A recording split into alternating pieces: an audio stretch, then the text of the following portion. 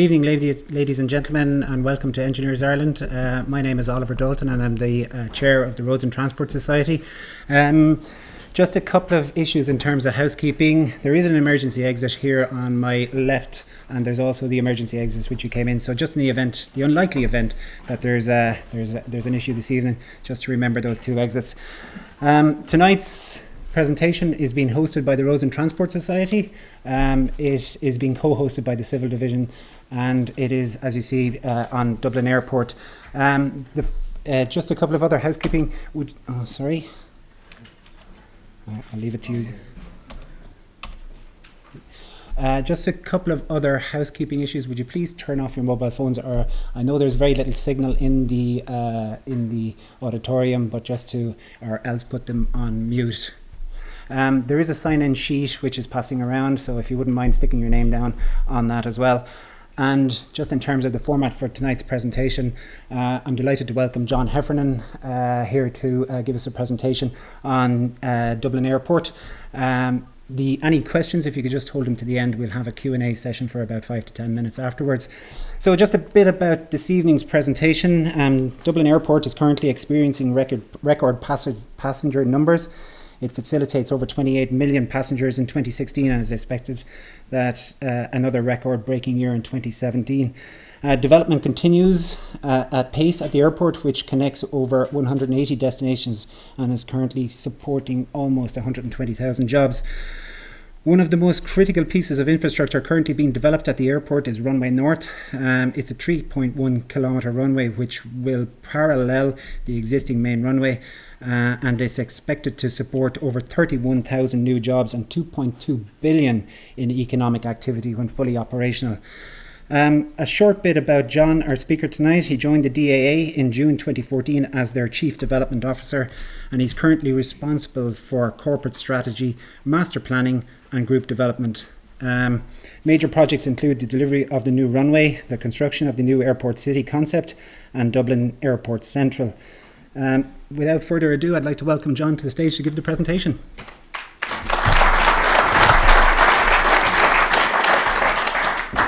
Thanks very much for that introduction, Oliver, and I'm delighted to be here, delighted to see so many people here and to be able to give this presentation to you. I'm going to speak today predominantly about the North Runway project, which is moving at pace, but also our broader development plans at the airport. So I'll split my presentation, first of all, just giving you an overview of the airport itself, then an overview of our capital programme in general, some of the key features about that capital programme. I think it's a very distinctive capital programme and unlike many other programmes in infrastructure. I'll talk then about the runway. I'll also talk about our Airport City concept, which is also being developed at pace at the airport now. You'll be seeing it as you pull in front of Terminal 2. Which is called Dublin Airport Central, and then I'll leave as much time for questions as you need at the end. So just to build on what Oliver said in terms of the airport, so we're at this year we'll probably beat that number of 29.1 million passengers. So it was only 3 years ago we were at 21 million passengers. So there's been really, really strong growth at the airport over the last few years. Fueled by our based airlines and also the development of the airport as a strong secondary transatlantic hub. Now we've 15 destinations in the US, and a lot of our new US routes are being actually fed from inbound transfer traffic into Ireland and onwards into Europe. We have 180 destinations now. We've 42 airlines. Obviously, Ryanair and Aer Lingus are our two based airlines. We're really, really privileged to have two based airlines. It's unusual in large airports. And both of those airlines account for approximately together about almost 80% of our traffic. So the remaining 40 airlines are the remaining 20% of our traffic. Approximately 2,200 departing flights per week. We're also now the 12th most connected airport within Europe, and connectivity really matters, particularly when you're talking about transfer traffic and the ability to go onwards from where you've come from originally. For example, we're a much more connected airport than Gatwick would be, because there's a lot more point-to-point holiday traffic at an airport like Gatwick. We've got the number one busiest route within Europe, which is Dublin to London, and that is in fact the number two most busiest route in the world, and I'll leave you to figure out what the number one busiest route in the world is. It's in Asia. So, as I said, we fly to 15 US destinations. There's now 174 flights per week to the States. We fly through Addis Ababa with Ethiopian. We fly 5 times a week now to Africa, and we fly 36 times to the Middle East and to Asia. With flights to from Cathay Pacific for Hong Kong starting next year. One of the major things I'll talk about with the runway is our aspirations to extend particularly long-haul traffic, and in particular to Southeast Asia. So destinations like Singapore, Jakarta, Bangkok, and in the main Hong Kong from some types of planes are enabled by the new North Runway. Also South African and South American destinations, as well as some of the furthest Western US hubs and Canadian hubs from some types of planes. Just a quick word to finish about our strategy. So we obviously, as you may probably know, we're owned by the government, and we have a mandate to provide connectivity to the country. So our purpose through our corporate strategy, which has recently been updated, is to connect Ireland with the world. And our vision is to be airport industry leaders, growing our business by delivering great service and value for airlines, for passengers, and for our business partners. There's a lot of customers and partners that we have on our campus out at Dublin Airport, as you can imagine. 4 main business units comprising 2 main airports within the group. So obviously Dublin Airport is the main airport business, but we also run Cork Airport, which is an extremely important regional connectivity point for the south of Ireland. The purpose of Cork Airport is to connect the south of Ireland with the world. But in addition to our 2 airports, we also run Air Rienta International, which is a very successful international duty-free business. We operate duty-free businesses in about 15 locations throughout the world, all the way from Auckland to Jakarta, through to Delhi, a major hub within the Middle East, operating duty-free businesses in places like Bahrain, in Oman, in the Lebanon, in Qatar, and also in Cyprus. And then onwards through, obviously, with Ireland, but into Canada, where we're the largest duty-free retailer, and also Barbados. So that's been a historic and very successful part of the group, and continues to be so. And also then DAA International is our international airport management business, where we operate airports around the world. For example, we operate Terminal 5 in Riyadh in Saudi Arabia. So moving on then from an overview of the airport itself to our airport capital program. There are 3 main areas of capital program at Dublin and Cork Airport. So first of all, there's the main capital program, which is all of our we call our regulated capital spend, and that's done on a 5-year program with our regulator CAR, the Commission for Airport Regulation. We have then major projects. So at the moment, our big major project is the North Runway, but as I'll speak about, there are a couple of other major projects coming down the track with us. And then the third area of our infrastructure spend is our Airport City project, which is a new business for the airport, and we have strong and large-scale plans for that over the coming 20 years. In terms of our main regulated capital spend, it is characterised, and I said at the beginning that it was quite distinctive, but the main distinction with our capital spend is that we are tasked by our regulator with defining and getting agreement for the capital program up to 7 years before we actually have to deliver it. And we have to provide certainty or near certainty of costs in that period. So we have a 5-year capital program. For example, our current capital program runs from 2015 to 2019. And the way the system works is that all the projects within that are defined by October, set in stone by October of 2014. And need to get delivered then within the 2015 to 2019 period. And that capital program cannot be reopened once it's closed off in 2014. But preparation for that starts, even earlier. So we were at the back end of 2012, we were trying to consult with the airlines and define what projects needed to be in that program. So likewise now, we are starting at the moment to define the capital program for 2020 to 2025. So we need certainty of projects. We need our airline partners and our stakeholder buy-in to the projects that we need to do. And we need the regulator's agreement up to 7 years before the projects will actually happen.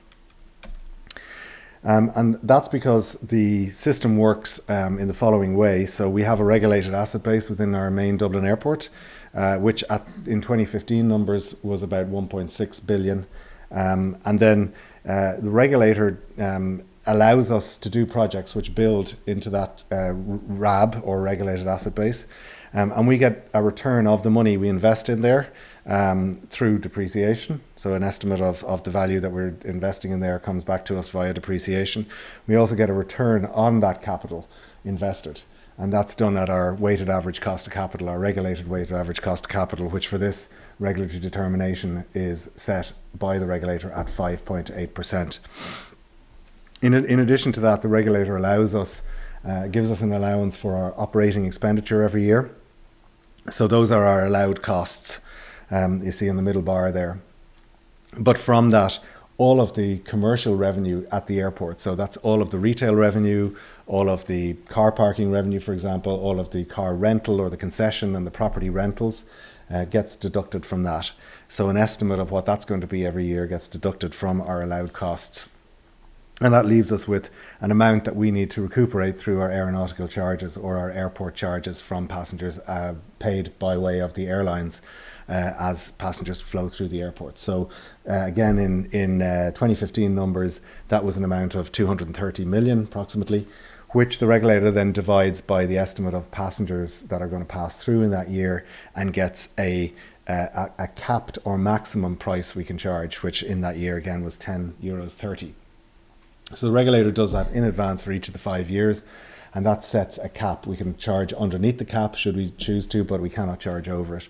So that is the way our regulatory system works, and you can see within that the way that we get remunerated for our capital program. So we are in effect the only, I think, major transport infrastructure provider in the state who gets their capital expenditure through their own revenues as opposed to through government funding. One of the things I'll talk about is the long-term planning at the airport. I think we are, our models when we do master planning actually go beyond the transport models that are run by some of the transport agencies in the state. So and something like a runway is clearly the longest term piece of infrastructure that we do. It enables growth within the airport for a very long period of time.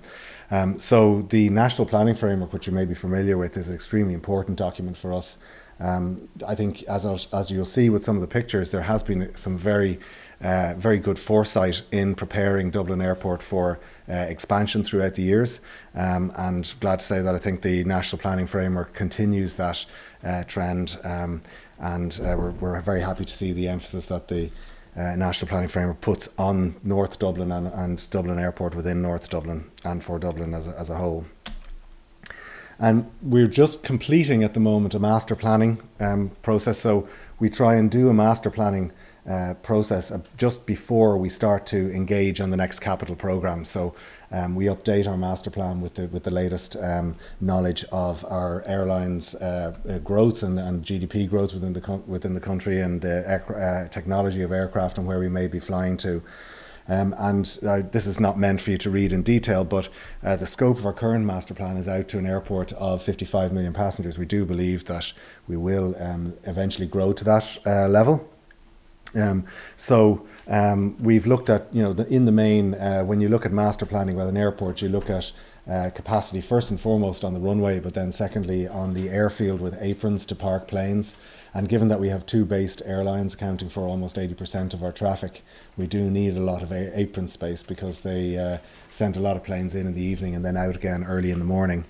But then you obviously look at terminal space and whether or not you expand existing terminal space or need to build a new terminal. And then finally you look at surface access, where those 55 million passengers can access the airport from, given the wider transport network. So we started off actually with about 26 options for all of those combinations, and we reasonably quickly were able to whittle them down to about 8 options using more common sense than science. And then we took a look at the 8 options for combined airfield and terminal space, and have been able to whittle those down to about 3 options, which we're currently undertaking a process with our main airlines and some of our main partners and stakeholders at the airport to try and come up with an optimum vision for how to develop the airport, first out to 40 million passengers, and then in a second stage out to about 55 million passengers. Some of the major, just to touch on some of the main projects that we're doing at the airport at the moment in our current SIP. I'll run through a few of these. A lot of the, having built Terminal 2, with Terminal 2 actually been open 7 years, I think it's almost today or this week that it's open 7 years. The focus of this year's capital, or this period's capital program from 2015 to the 2019 moved very much out to maintenance capital spend on the airfield. So a lot of projects that people don't see necessarily, but one of the main ones was our apron. And a lot of that apron around our piers and gates is extremely old and has been there since since the airport started. So a lot of it needed to be upgraded, which is what we're focusing on. In addition, the runway itself, the main south runway, had not got a proper overlay or resurfacing in many years. So that's a focus of, that's a major project, and I'll show a video of that in a minute. Moving down from the top, then we're looking to construct more apron capacity at the north of the airport, and that's on the eastern side of the airport. It's one of the main areas where we have capacity to add significant apron space. You may have noticed in some of your trips through that we have engaged, having built Terminal 1, on a revamp of many of the areas within Terminal 1. Having built Terminal 2, we're revamping Terminal 1, so the arrivals area has got upgraded, and we're currently doing the departures area with new floor. We've revamped the retail area within the terminal as well on airside. As I'll come on to mention, we're building out our airport city with DAC, Dublin Airport Central construction. We are now going to be embarking on a revamp of Terminal 2, so that's a refresh of the retail offer within Terminal 2. You'll see that happen next year. Project I'll talk a little bit about is our whole baggage system, so our whole baggage screening system, which is a major project, and is another one that you won't see much of as a passenger through the airport, but your bags will as you check them in. And then you may have noticed at the airport that there have been 2 major new tanks have risen up out into the sky over the last year, so that we're increasing the capacity of our fuel storage unit. Amazingly, before building this, we only had in up to about 40% of a day's worth of storage at the airport of fuel. We're also building out fuel pipes, a fuel piping system direct to the aircraft instead of tankering it out. We are looking at building more stands on the south as well, and we have just opened actually a new facility for Aer Lingus to take passengers to our new South Aprons facility, which are stands that opened up last year, so that there are some gates and some dwell time areas before boarding the plane. In terms of the whole baggage screening, we have, there is an EU regulation which is driving this project. So it's Regulation 1087, which came out in 2011, and it mandates that the screening equipment that your bags go through when you check them in needs to be upgraded. So today, I mean, speaking roughly, your bags go through an X-ray system, but in future they will need to go through more of an MRI type of scanning system. The issue for us is, whilst it's easy enough to do that in Terminal 2 as a new building with good space, it's extremely hard to retrofit those machines into a 1970s building in Terminal 1. The machines are more than double the size of the existing equipment, and so that actually means we have to strip out most of, if not all of, the conveyor belt systems that take the bags into those systems, and actually redesign the entire system. So it's actually a huge undertaking that will be happening. That has to happen before 2022, and we'll be undertaking that project obviously in a live environment. So it's a phased project and has to happen over a period of number of years. In fact, every European airport is going through this at the moment. I'll talk about, and I'll show you a video now about our runway overlay project, but what this is that's our main runway, and it's a project to resurface that entire runway. Again, it's our most strategic asset at the airport.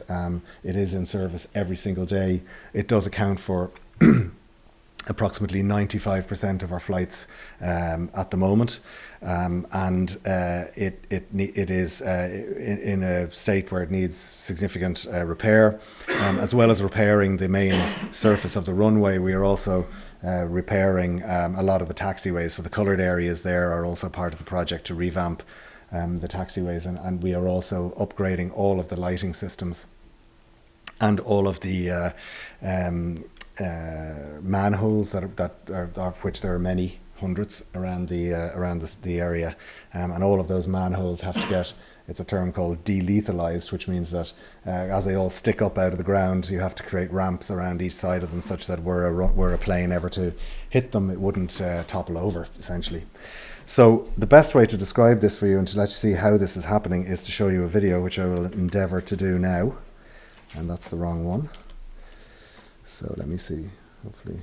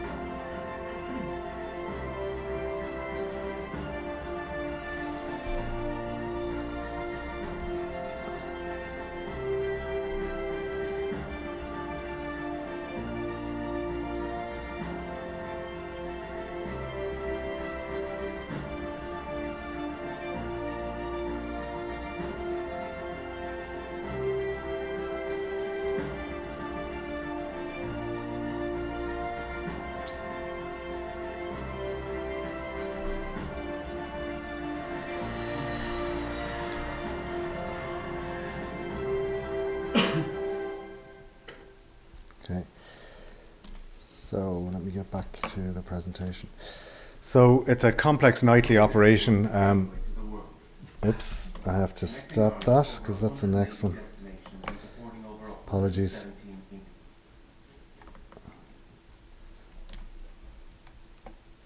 So it's a complex operation. In fact, it says there we start at 9 o'clock, but up to a couple of months ago we were starting at 11 o'clock each night with an 11 o'clock to 4 a.m. window. So everything had to go absolutely right. But we're making good progress on the project now. We lay a prop between, often now, I think our record is about 1,400 tonnes of asphalt laid in a night. We obviously close the runway for it, and we use the other crosswind runway, and we're very conscious of aircraft noise then, and we try and direct more of our traffic in from a northerly approach than on a southerly approach over the city, and we have achieved that, approximately 75 to 80% of the time. And that project started at the beginning of this year and is due to finish in April of next year, and is on track and on budget to do that. So now, just to talk a little bit about the runway, and I think I'll start this section by playing that other video, just to give you a sense of an overview of the runway itself.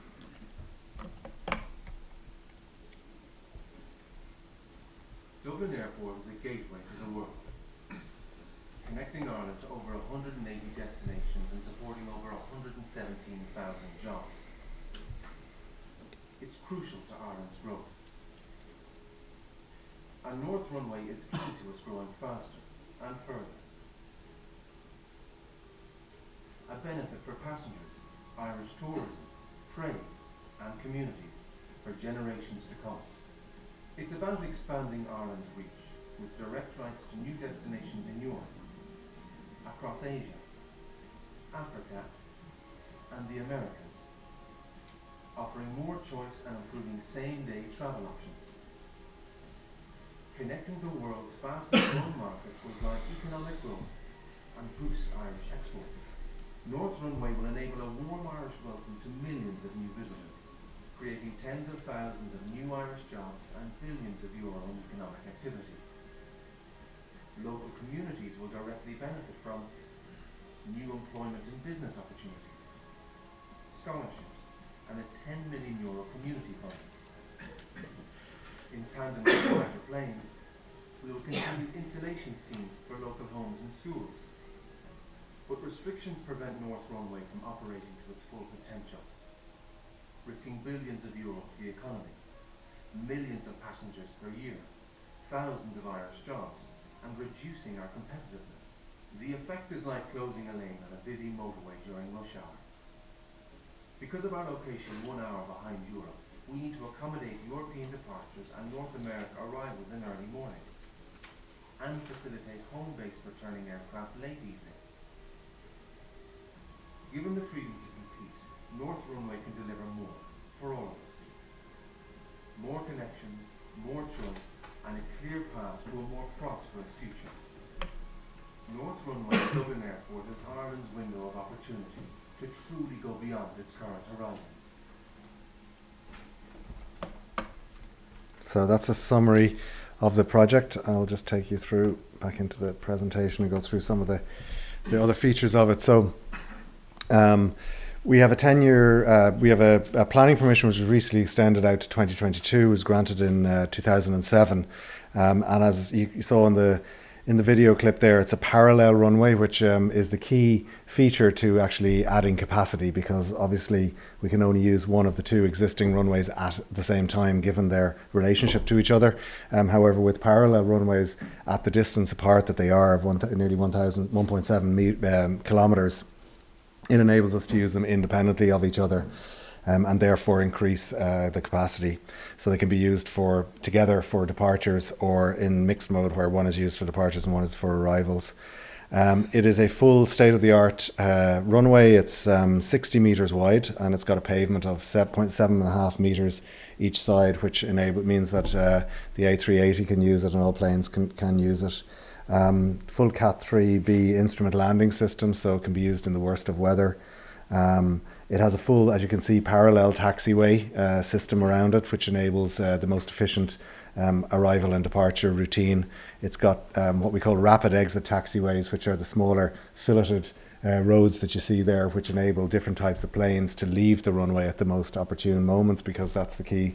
Runway, obviously runway time is the most precious time at the airport. And there are other smaller features. There's a full perimeter road system around the airport, which you can see in the drawing there, which enables it to be serviced in any way. One of the key things about the difference between Dublin, I spoke about it a bit in terms of the national planning framework and the long-term view and long-term vision for Dublin Airport, is you can see it immediately when you compare a picture of Dublin Airport here at the top with Heathrow at the bottom. and a stark difference in terms of the number of people who are living in close proximity. Also the fact that all of the land for Dublin, the North Runway at Dublin Airport, is in our possession, which dramatically reduces the cost. A lot of the cost to the airport of building a runway is not just simply the concrete of laying the slabs, but it's also the insulation cost and the noise mitigation cost for local communities, which is a major part of our cost, but is dramatically less than it will be in London airports. Also, the cost of buying land. Heathrow is faced with essentially buying a huge amount of land and moving communities in order to create space around it to build that runway. We don't have that problem in Dublin. Here you can see on this page is we've looked at the relative distance in Dublin, in Heathrow, out to Portmarnock, which is actually the largest conurbation, the largest community of people. It's approximately 8.5 kilometres out to the community in Portmarnock from the edge of the runway, and that takes you over many communities in Hounslow and Isleworth within London and Twickenham. And with us, the first people you arrive at is Portmarnock. So it's that's not to belittle or to demean the noise issues that we do have with the runway and our responsibilities to our neighbours around noise, but it is just to point out that it is a different situation to most and many other European airports. And you can see that in this slide here, that while Heathrow has over 120,000 residents within a 60 decibel daytime contour, we have less than 1,000, and in terms of households, Heathrow again are having over 46,000 households within that 60 decibel daytime contour. We have only several hundred. And that's mirrored also in the number of complaints that you would see. So if we look at complaints per 1,000 movements, which we record and all other airports record, it's a much lower number at Dublin. And that's also then, as I mentioned, with a large portion of costs for a runway coming from land acquisition and also insulation, voluntary buyout or buyout costs, it's reflected as dramatically lower costs for our runway at Dublin. So our budget is 320 million, which is still a major project, but pales into insignificance in a way compared with the costs of Heathrow. And those aren't all of the costs of the runway project at Heathrow. They're just the equivalent costs of what's in scope with our own project. The rationale for building a runway at Dublin is very strong. I mentioned its capacity at peak hours, so it will effectively give us the capacity to build out to a runway, out to an airport beyond 55 million passengers, towards between 60 and 70 million passengers, depending on how it's used and what kind of planes are in demand at the time. It is longer than our current runway, so it's approximately 400 metres longer than our current runway, so that allows us to much greater flexibility in terms of the type of aircraft going to the furthest destinations. So it does bring in those Southeast Asian destinations that I mentioned, and also enables us then greater flexibility to develop our hub strategy to further develop all of the destinations to the US that we would want to bring on. You heard in the video some of the statements around the facilitation of growth within the economy. That's obviously not just at the airport, but it is right the way through tourism for the economy in terms of the growth that will foster. The video talked about the constraints that we need to address within the project. So those key constraints are firstly that it is not usable between the hours of 11 and 7 in the morning, but also that and more severely the restriction on usage is that between those hours of 11 p.m. and 7 a.m. We can only have 65 movements, and we have significantly over 100 at the moment. So that means there would be a perverse situation on opening, as that condition, in fact that condition applies from the completion of the runway, that we would be in a situation of going to our airlines and saying, which of your flights do you actually want to take away? We can't accommodate those flights, and it's not like we can move those flights into later periods of time, because those periods are also full as well. So the impact is then felt, given that we are an airport, as I mentioned, with based airlines and based aircraft. our major customers need to be able to get the maximum productivity for those. So in the main, if they can't get the maximum productivity from the plane at Dublin and are losing movements throughout the day, there's a strong incentive to move those planes to somewhere else, and so all of those trips will be lost throughout the day to Dublin. We are preparing a case to amend those conditions, and it's just unclear who we make that case to at the moment, because there is another EU regulation which called Regulation 598, which is in force across the EU at the moment, and it requires the designation of a competent authority for noise, just like there's a competent authority for planning. And Ireland has not yet designated a body for that, so we're waiting for that to be done so we can make our case. Meanwhile, the project is continuing, and we have completed the first phase of construction, which is all of the enabling works and all of the stripping work of the soil, also construction of roads around, diverted roads around the airport. And we are in a tendering process at the moment, which kicked off several months ago, to select the tenderer to build the main runway. So the project continues at pace at present. Just watching time and moving on to our Airport City programme, which is another major project at the airport. So airport cities are a way for airports to, I think, add significant value in and of themselves in their own right, but also for the country. And many of major European airports have built airport cities, not least Schiphol, which is an extremely successful airport city, and also Zurich, where rents at the airport actually rival downtown rents.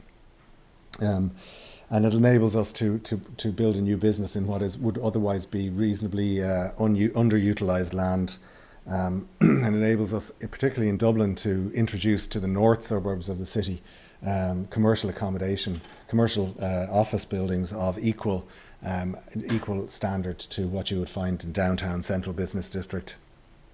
North Dublin is an area that has been underserved really by commercial space. So we have a large land bank, and actually some of our close in land bank is not ideally suited for other uses because of the shape of the approach to the airport. We call it an airport horseshoe. As you come in one side and go out the other, it means there's quite a lot of land in the middle of the airport, which you can see in this chart here, which currently for us has got surface car parking, and into the long term is not necessarily going to be needed for other terminal or airside uses, and so this is an ideal use for it. It's a 70-acre site, and our own personal master plan extends across 3 zones there. So the inner zone in Zone 1 is close into the airport. You can see there the outline of the Terminal 2 multi-storey car park. And then Zone 2 is between the what we call the R132, which is the approach road to the airport, and the internal airport road. And then Zone 3 is currently a seasonal car park, a long-term seasonal car park for us. But over the very long term, 20 plus years, we would see that being developed into an airport city concept. However, at the moment, we are concentrating on the very close-in areas of that. So what you're seeing in this is our master plan that Fingal County Council have developed, and we have this is our main area of focus at the moment, and we are building out the first 4 buildings in what's called Cluster A there. In fact, the first 2 of those, the 2 at the front facing the green area, are under construction at the moment. You'll see them go up over the next coming months, and they'll be finished and ready for letting by the end of 2018. In fact, we finished the one there that's marked ESB is finished and is the old Aer Lingus headquarters, and was completed last year and was successfully let to ESB International over the course of the year. And now they have about 550 people working there who've moved out from the city centre. The concept of it is, first of all, to build on the connectivity of the airport. We are by far the most connected area of the country. So obviously there's the airline connectivity, but also if you look at buses, we are the biggest bus station by far in the country. There's more than 1,500 bus movements, local, urban and national bus departures a day coming from the airport. In fact, you can get several buses from the north of Donegal to the airport each day. And obviously our road network is one of the best in the country. It's busy, but it's one of the best road networks, and the Port Tunnel enables city centre access very, very quickly during the day.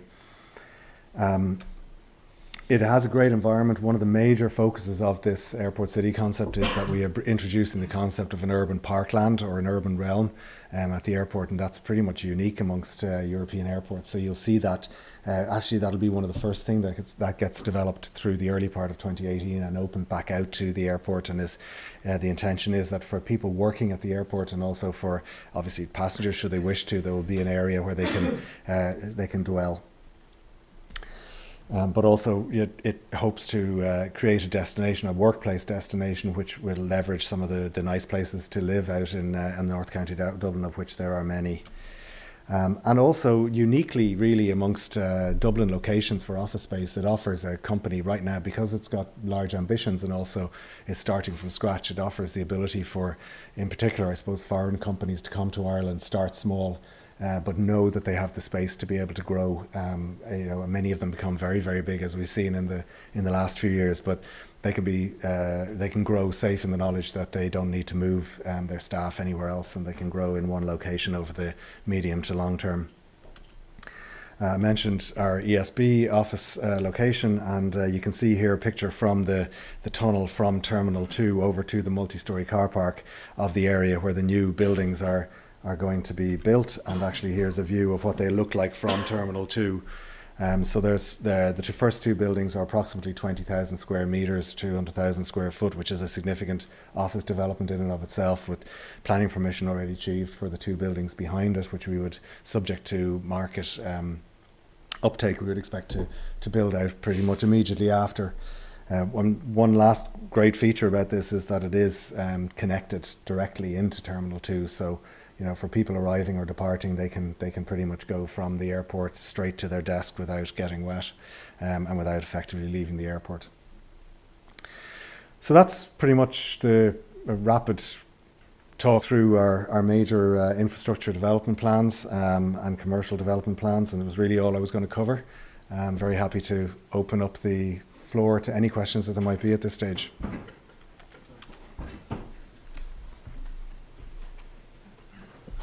Yeah.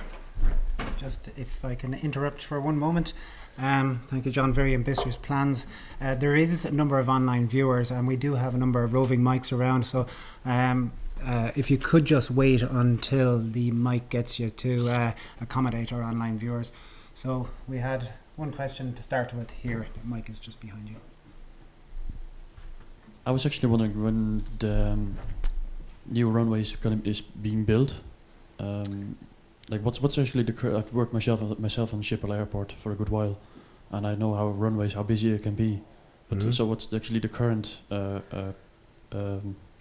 quantity of airplanes per minute or per X amount of minutes? Sorry, is your question when it will be built, or? No. Like what's currently the frequency of airplanes on the runway, and what's gonna be like in the future when the new runways be built? Okay. From our southern runway, it's approaching capacity. We're actually full on the southern runway at about 80% of the hours through the day, and we're full at our peak hour, and we're full in all our what we call our shoulder hours around the peak hour. So we are really approaching. It is our biggest area of constraint, much more so than any kind of terminal space. The runway capacity is our main area of constraint. So in our peak hour, we have about 39 departures at the moment and about 5 arrivals. And actually, the peak movements in any hour shifts. And it depends on obviously what type of planes and what a mix there is of arrivals and departures. So it's not a fixed number, but it changes in each hour. However, when the new runway is built, obviously that constraint is relaxed completely. And what's going to be the effect on the noise complaints, like whenever the new runway is going to be built? Like, would it be something? We'll have to see. We have a state-of-the-art, alongside our planning permission, there is a state-of-the-art insulation scheme for all of the people who experience noise at a scheduled level of noise. We have an obligation to provide them with a state-of-the-art insulation scheme for their houses, which has got ambitious targets to reduce noise that they will be experiencing. In addition, we have a voluntary purchase scheme for people who wish to sell their houses to us we have an obligation to buy them at above market value. And in addition, the planning permission has got very stringent other mitigative steps that we have to take. For example, it is specially designed to protect the biggest conurbation of Portmarnock. So we have to try, all our landings and departures in the main have to protect that area from the worst of the noise. Okay, we take another question from the audience.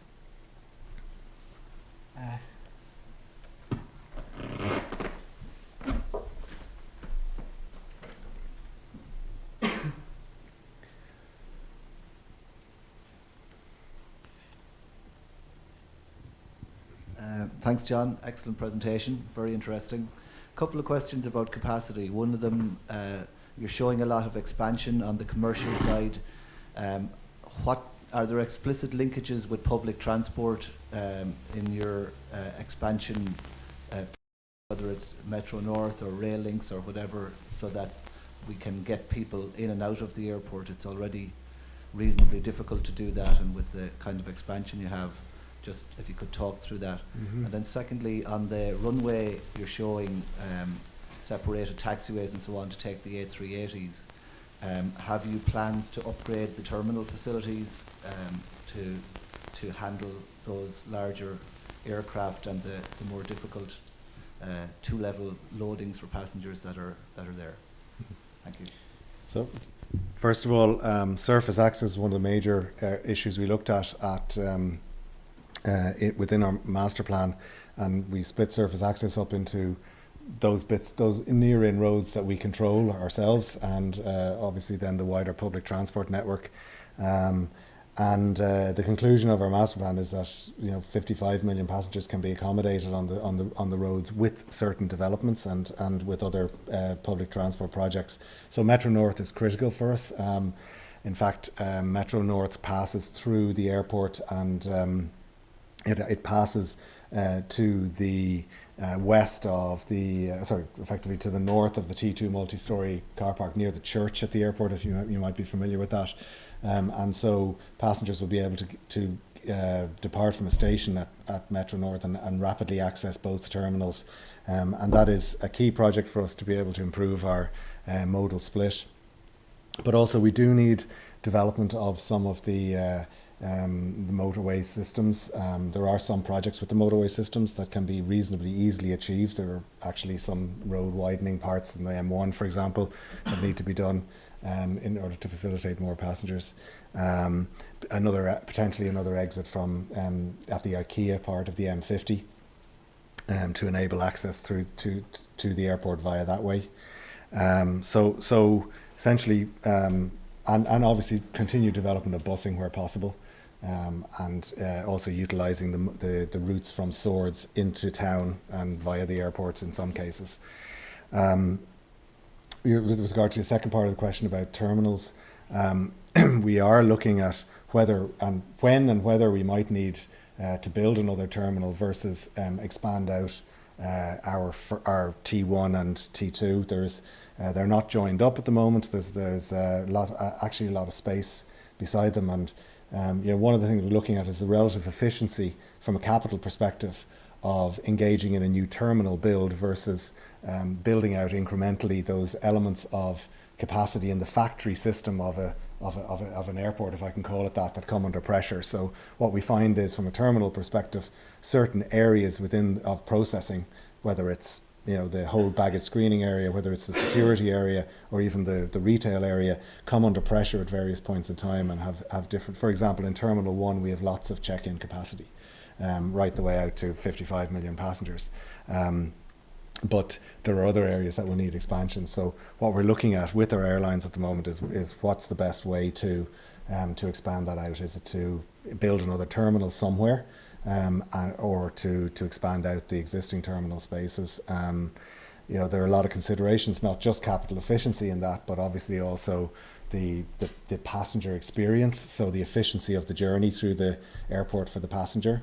And then separately, but also related to that, is the experience for the airline, getting the plane in and getting it out quickly. Our airlines are are very strict turnaround times and look for a high degree of airside efficiency as well.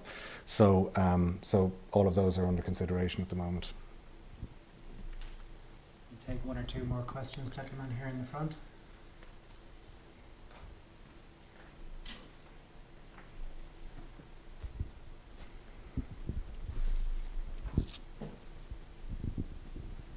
Hi, just a simple question. How do you designate a parallel runway? When you've already got a 1028, how do you call the second one? Actually, it's 1028 as well, but they become designated as right versus left. Okay. So it becomes 10 right, 28 left. Have we another question? Can I have one? Owen first, then we'll take that gentleman. I have two questions. I'm going to exploit the mic. Quick one is, in a crosswind, what happens?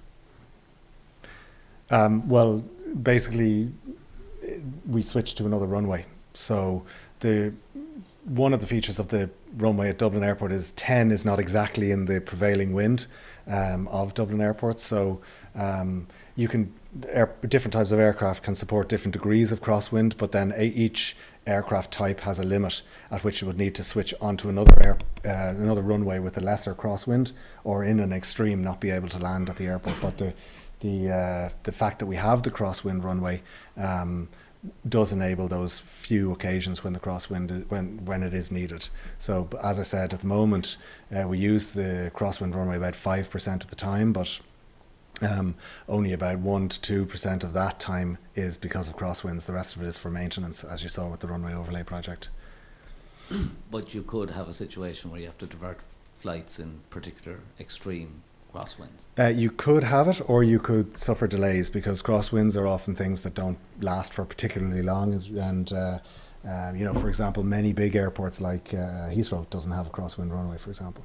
Wait, that was the first question, thanks. The second question is the development, the airport city.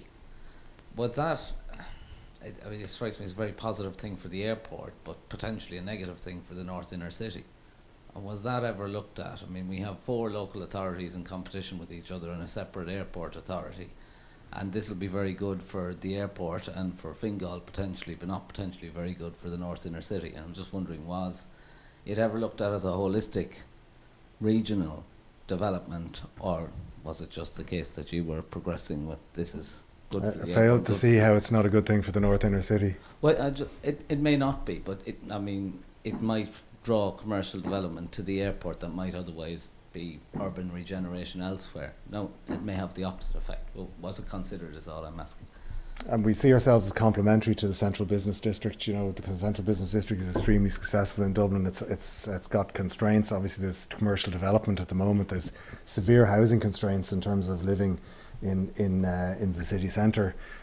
So we don't see any conflict at all, I have to say, and we haven't come up against that with any of the agencies or county councils we've spoken with.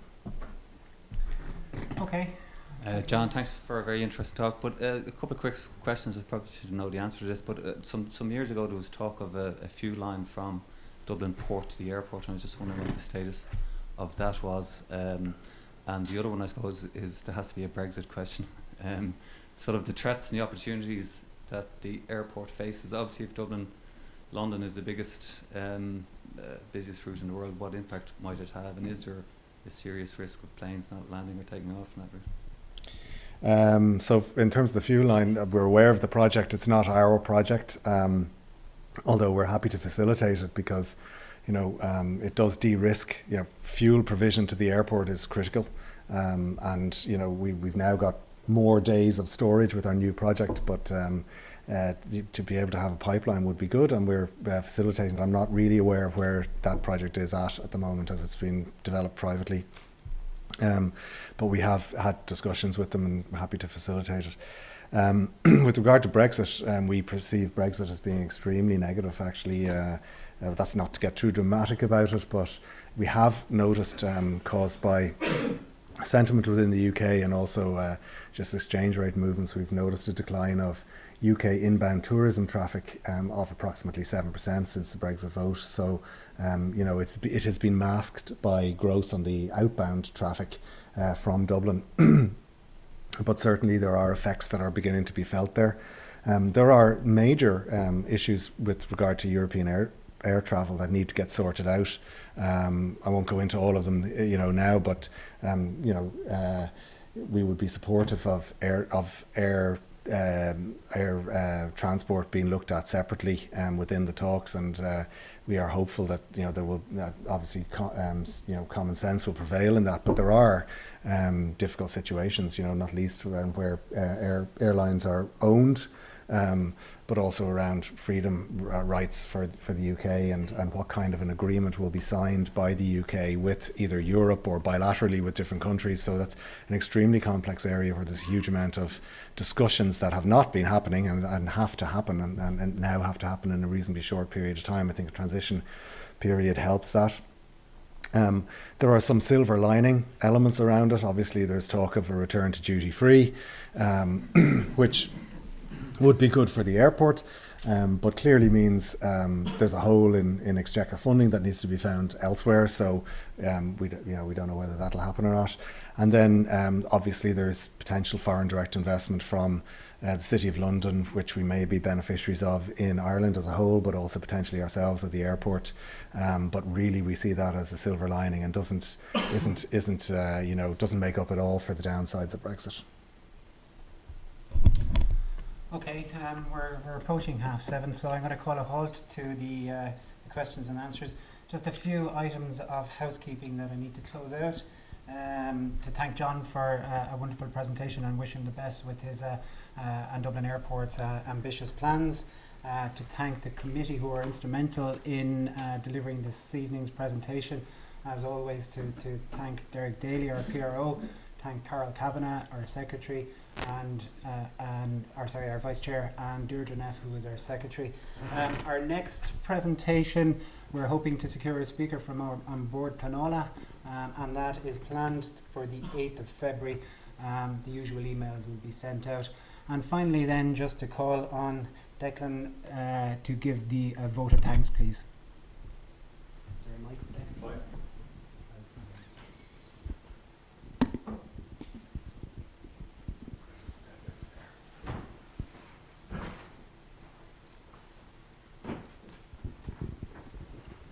First comment, John, thank you indeed, inevitably. And I think not only has it been enjoyable, but the anticipation was enjoyable when you look at the number we have here tonight. I mean, we've had lectures here in the modes and transportation section with less attendance than the fingers of two hands. I think I'll start by answering the one question you asked the audience. I think the busiest route is Hong Kong to Taipei. Well done, that's right. Okay, and if we're dropping 7% because of Brexit with more to come, we may not catch up on these damn Chinese. With respect. Wonderful roads and transportation. The emphasis has always been on ground transportation, roads, railways. It's great to have a lecture on the future of the third element, air transportation. We've had Dublin Port as well. We've learnt an awful lot tonight. An awful lot to look forward to, always remembering that for over 50 years, Dublin Airport has been the largest single employer in the city region. And based on what you're saying, is more than likely to continue in that prime position. To you, sir, to DAA, and from me through the institution, thank you indeed. I would ask everybody to express your thanks in the usual manner.